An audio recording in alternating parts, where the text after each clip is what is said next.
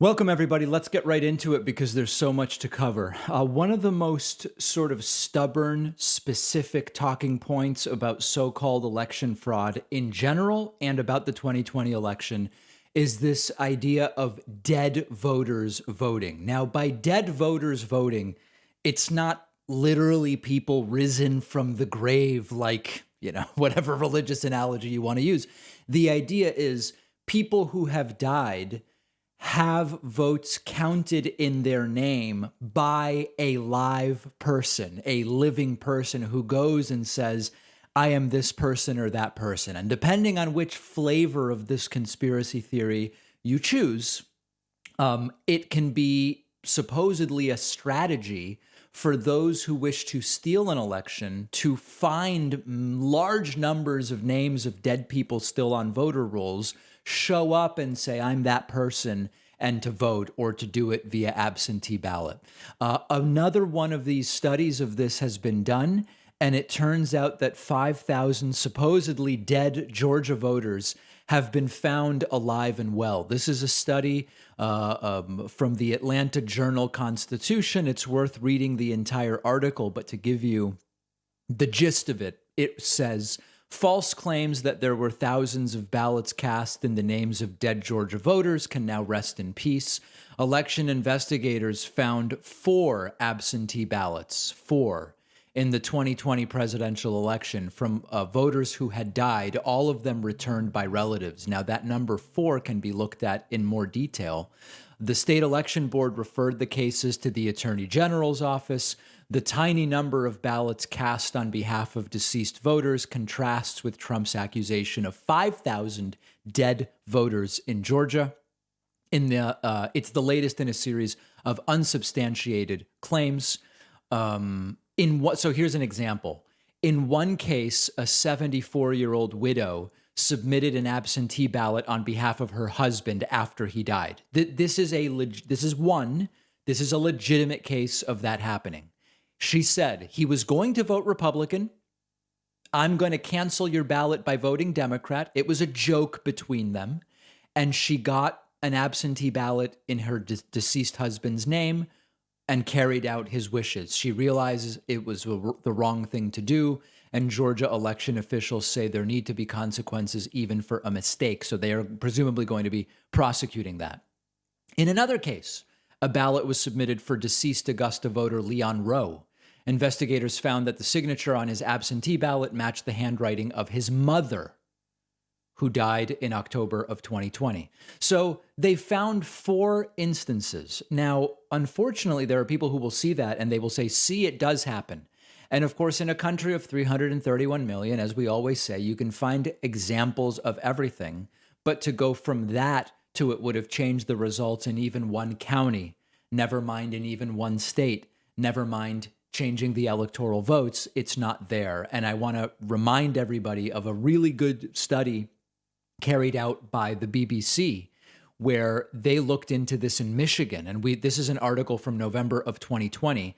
And they did a really interesting thing. The Trumpists were vaguely saying 10,000 dead people voted in Michigan, and they had a list. The BBC picked 30 names at random, and then they added the oldest person on the list. So they had 31 names.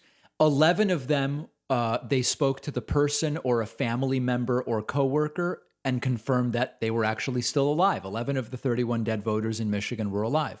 For 17 others, there was no public record of their death, and they found clear evidence that the person was alive. And then they found 3 people who were dead and looked into those cases in more detail. One of them was like a senior-junior confusion, and I believe 2 of them were people who submitted their absentee ballots and later died. So when you hear all of the story, which is there's tons of fraud, dead people voting twice, undocumented immigrants vote, wow, that sounds like a lot. And then you realize it's merely a Gish Gallop, and you examine each of these claims individually. And then with just the dead voters, you go and you look at names, and then you find out they're mostly alive. There's 4 people in this case where the allegation is true. sometimes it's junior, senior confusion, etc. They all fall apart. And only when you break the claim down into its sort of component parts do you really understand that there is nothing there. And one other note on this is when people actually do the things that they are accused of doing by the right, they seem to pretty regularly get caught when it's investigated, which is another sign that, generally speaking, the elections are pretty secure. The counter side to this is that when the intelligence community really issues warnings about things like foreign interference in elections, the very Republicans who will claim they actually won due to insecure elections often want to do nothing about real attempts by foreign powers to meddle in the elections. And it shouldn't surprise us because here's the stated value, which they abandon as soon as the facts on the ground conflict with what they want. So another study debunking the dead voter myth.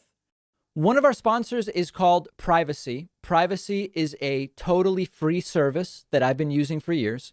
Privacy lets me create virtual payment cards with one click, and when I use the virtual card, the money is taken out of my bank account. You can create multiple cards, delete them, freeze them, set a spending limit on them. Let's say I'm signing up for a free trial and it requires a credit card. Privacy will autofill a virtual card number, and then after signing up, I can delete that virtual card. So I know I'm not going to be charged again. Something really useful and very practical. Or let's say I'm ordering food over the phone, but I left my wallet somewhere. I don't have my real credit card on me. I can use a virtual card on my Privacy mobile app. But really the best part is you're not out there exposing your real credit card number, so you're not as susceptible to data breaches and identity theft. Privacy is a totally free service, and you'll get $5 to spend when you go to privacy.com/Pakman. The link is right underneath this video.